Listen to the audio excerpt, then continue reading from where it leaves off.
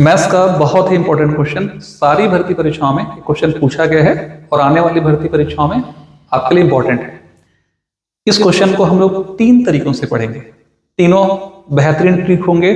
तीसरा वाला तरीका तो आप बिना पेन चलाए बनाएंगे, बिना कुछ कैलकुलेट किए तीसरे तरीके का प्रयोग करके हम प्रश्नों को बना सकते हैं। एक व्यापारी एक माल को मार्केट से खुद कुछ दाम में खरीदता है, उस पर 20% रेट को बढ़ा करके प्रिंट करता है, कुछ परसेंट छूट देकर के माल को बेचता है। कितने परसेंट छूट देकर के बेच रहा है इसके बारे में आपको प्रश्न में नहीं बताया है, वो आपको निकालना है।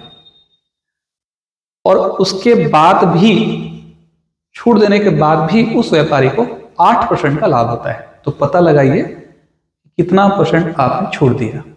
माल को उसने 20% इंक्रीज करके, ध्यान रखिएगा, 20% बढ़ा करके प्रिंट किया और बढ़े हुए दाम पर उसने कुछ परसेंट छूट दिया। पूरी प्रक्रिया में उसे 8% का लाभ होता है। तो कितना परसेंट छूट दिया। इस क्वेश्चन को बनाते समय एक चीज समझिएगा, डाटा के तौर पर हमको कोई भी डाटा नहीं दिया है, यानी उस व्यापारी ने उसको 3000 में खरीदा या 5000 में खरीदा, इस प्रकार के रुपए से संबंधित कोई डाटा नहीं दिया है। सारा कैलकुलेशन परसेंटेज में है और आपको रिजल्ट भी परसेंटेज में पूछ रहा है। तो तरीका नंबर 1 देखिए, 20% क्या करता है, बढ़ा करके अंकित करता है। 20/100 और 20/500, तो 20% का मतलब कितना होता है, 1/5। मतलब उसने खुद उसे 5 में खरीदा होगा और 1 रुपया बढ़ा के प्रिंट करेगा। तो हम क्या करेंगे, यहां पर लिखेंगे अंकित मूल्य, ध्यान रखिएगा, यहां लिखिए अंकित मूल्य और यहां पर लिखिए आप क्रय मूल्य। ठीक है, कैसे आप समझ लीजिए इस चीज को कि उसने उस सामान को खुद 5 में खरीदा है होलसेलर से, 1 रुपया बढ़ा करके प्रिंट कर रहा है, तो मतलब ये हुआ अंकित मूल्य कितना हुआ, 6। पूरी प्रक्रिया में उसे 8% का लाभ होता है। तो 8% को सॉल्व करेंगे, 8/100 करेंगे तो आएगा 2/25। यानी एक तरह से हम कह सकते हैं कि निश्चित तौर पर अगर 25 रुपए का खरीदी हुआ होगा तो उस पर जब वो 2 रुपया बढ़ा करके वो बेचेगा तब तो उसे लाभ होगा। 8% का लाभ मतलब 25 रुपए को 2 रुपये बढ़ा करके बेचेगा, यानी 25 रुपए का माल जब 27 में बिकेगा तब 8% का बेनिफिट होगा।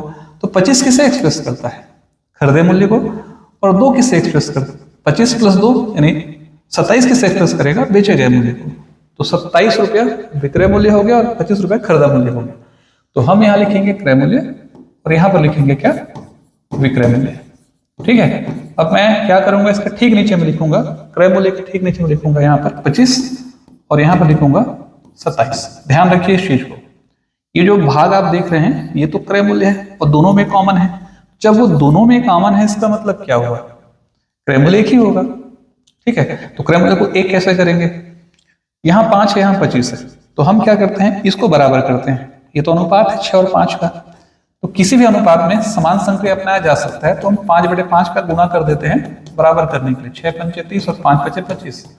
तो इसका मतलब ये हुआ कि अगर मुझे इन तीनों को 1 करना है तो मुझे सिर्फ इसमें 5 से गुणा करना पड़ेगा। तो 5 से गुणा करते ही ये 30, ये 25, ऑलरेडी 27 है। भाई क्रय मूल्य तो दोनों के लिए कॉमन है, नियम के हिसाब से देखा जाए तो क्रय मूल्य 1 ही होगा।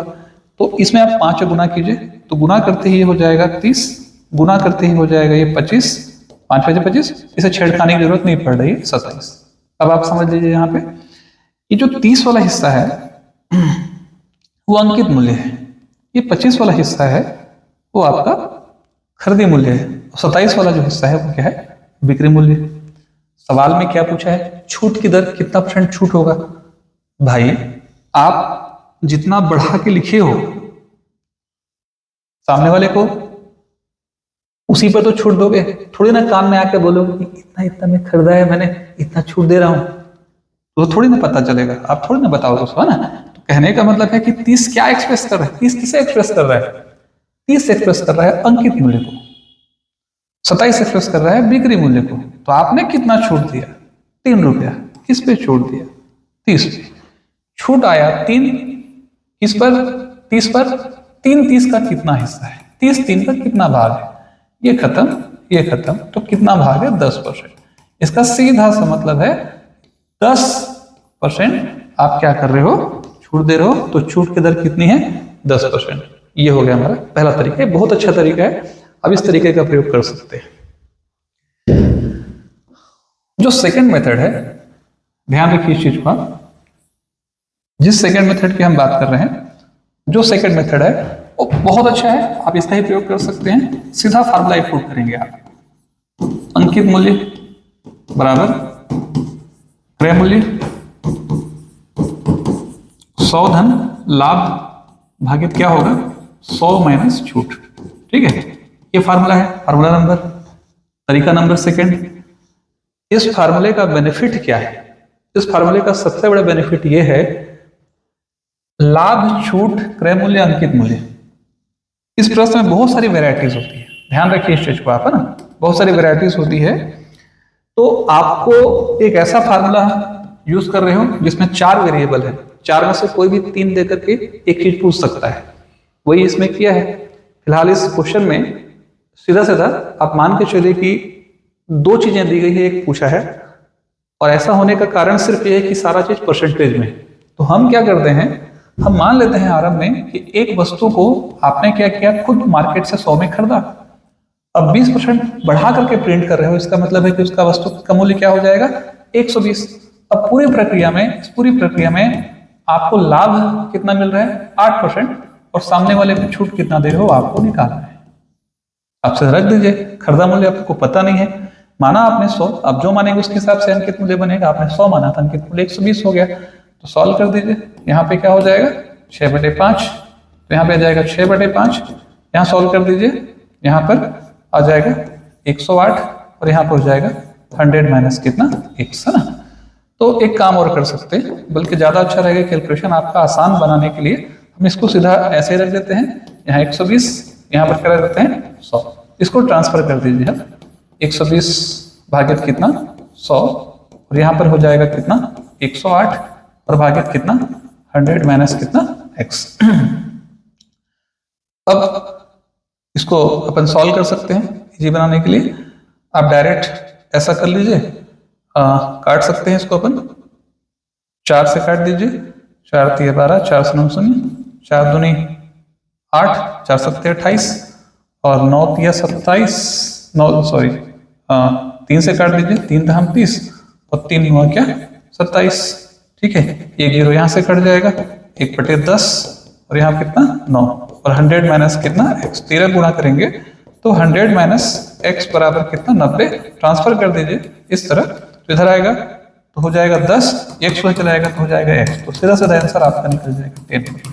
यानी इस फार्मूले में रखेंगे और नॉर्मल तरीके से सॉल्व करेंगे तो 101% आपको कितना परसेंट छूट की दर है वो आपको निकल जाएगा। ये हो गया हमारा सेकंड मेथड। तीसरे मेथड की जब हम बात करते हैं तो तीसरा जो मेथड है उससे आप प्रश्नों को हवा में बना सकते हैं। कैसे? आप सिर्फ ये सोचिए, कैलकुलेशन कीजिए आप दिमाग में कि अगर मैं मार्केट से, मान लीजिए कि मैं व्यापारी हूं और मैं अगर, या आप व्यापारी हैं, आप ये सोचिए कि अगर आप व्यापारी हैं और आप माल को बेच रहे हैं, आपने खुद क्या किया है, एक दाम में मार्केट से खरीदा है। कितने में खरीदा आपने? मान लीजिए कि 100 में खरीदा। कितना बढ़ा कर प्रिंट कर रहे हो आप? 20 रुपया, मतलब 120 रुपया अंकित मूल्य हो गया। 100 में खरीदे, 20% बढ़ाए, 100 का 20% 20 होता है, 20 एक्स्ट्रा हो गया तो 120 उसका अंकित मूल्य हो गया। आप उस पर 8% का बेनिफिट ले रहे हैं। आपने 100 में खरीदा, 20% बढ़ाया, 120 उसका क्या हो गया? अंकित मूल्य। उसके बाद आप क्या कर रहे हैं? उस पर फायदा ले रहे हैं 8%। इसका मतलब 100 का माल 108 में बेच रहे हैं, और जैसे ही आप 108 में बेचेंगे, आपने तो 100 में खरीदा, बढ़ाया आपने 120, तो भाई जब 120 लिखा हुआ है और 108 में बेच रहे हो तो इसका मतलब है कि 12 रुपया सामने वाले को छूट दे रहे हो। 120 लिखा, 108 में बेचा, क्योंकि आपको 8% लाभ चाहिए, तो 12 रुपए छूट दे रहे हो। ये जो 12 रुपए छूट है किस पे दे रहे हो? लिखे हुए पर, अंकित मूल्य पर। 12 भागित 120 इंटू 100, हम जानते हैं लाभ परसेंट कैसे निकालते हैं। लाभ भागित क्रय मूल्य गुण 100, ये खत्म, आपका उत्तर हवा में बनेगा और आंसर क्या आ जाएगा 10%। तो उम्मीद करता हूं ये क्लास हमेशा की तरह अच्छी लगी होगी। अगर वीडियो अच्छी लगे तो जरूर लाइक कीजिए, चैनल को सब्सक्राइब कीजिए, बेल आइकन को ओपन कर लीजिए और सारे दोस्तों तक शेयर कीजिए। आपके सकारात्मक सुझावों का हमेशा की तरह स्वागत रहेगा। बताइए कि कौन से टॉपिक पे मुझे वीडियो बनाना है। छत्तीसगढ़ का जो ऑब्जेक्टिव क्वेश्चन का वीडियो है जरूर बहुत जल्दी आएगा। सभी को थैंक यू।